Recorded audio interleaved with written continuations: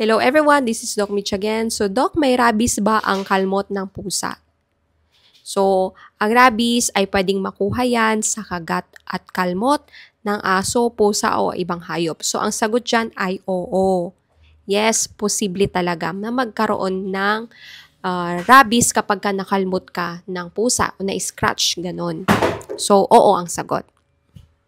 So, tandaan natin na pwedeng maipasa ang rabies sa kagat, kalmot ng ibang hayop, kagaya ng aso, pusa, mga ganyan. And then, pagka nag-leak o nilawayan niya yung iyong sugat, so yun, so pwede yun. And then, pwede din naman maipasa ang rabies kapag sa ating mga mucous membranes, kagaya ng ating bunganga, sa ating mata, ganyan, na nailik niya sa iyong mata, tapos infected yung pusa na yun ng rabies. So, pwede kang magkaroon ng rabies infection. Ano nga ba ang first aid? Or ano dapat ang gagawin natin kapag nakagat tayo ng aso or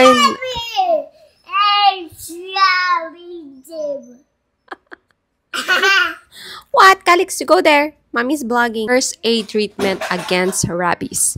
So kapag nakagat o nakalmot na ganyan ng aso, pusa o ng ibang hayop, ano ang dapat nating gawin kapag nangyari ito sa'yo? So tandaan natin, ang rabies ay fatal. Ibig sabihin, nakakamatay ito.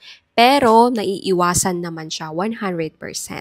So kapag nagkaroon ka ng rabies, yun, wala na talaga siyang cure, wala na siyang gamot.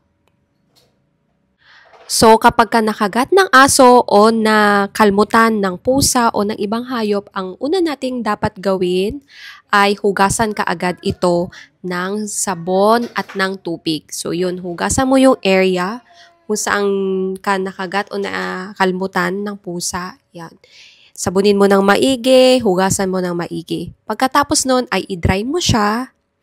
Then, pwede kang maglagay ng antibiotic na ointment. Meron naman yung mga over-the-counter na mga ointment na pwede natin ilagay. So, yun, pwede ka maglagay.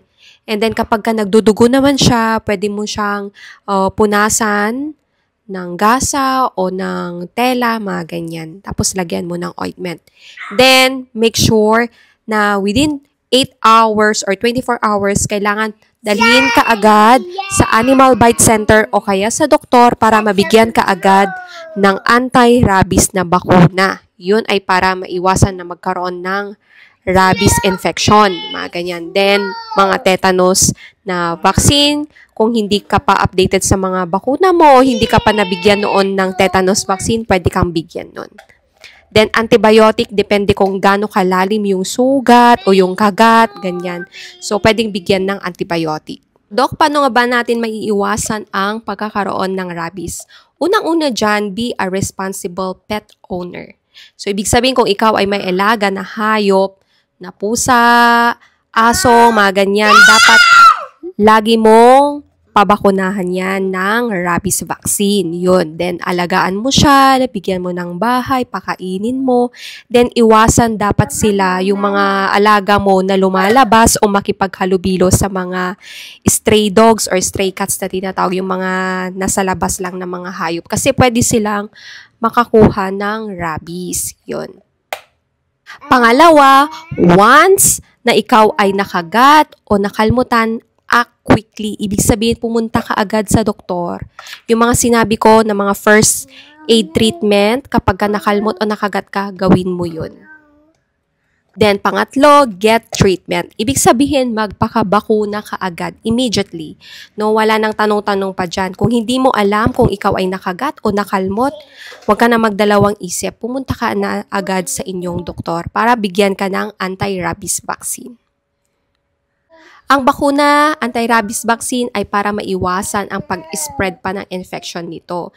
Kasi nga, very fatal yan. PPDS or yung child immunization ngayon, yung updated na 2025, dahil nga sa sobrang daming kaso ng rabies vaccine dito sa Pilipinas, ay in-implement na nila na gawing routine or kasama na siya yung rabies vaccine sa mga bata. So, sa immunization nila, as early as 2 years old, ay pwede na bigyan ng rabies vaccine ang mga bata.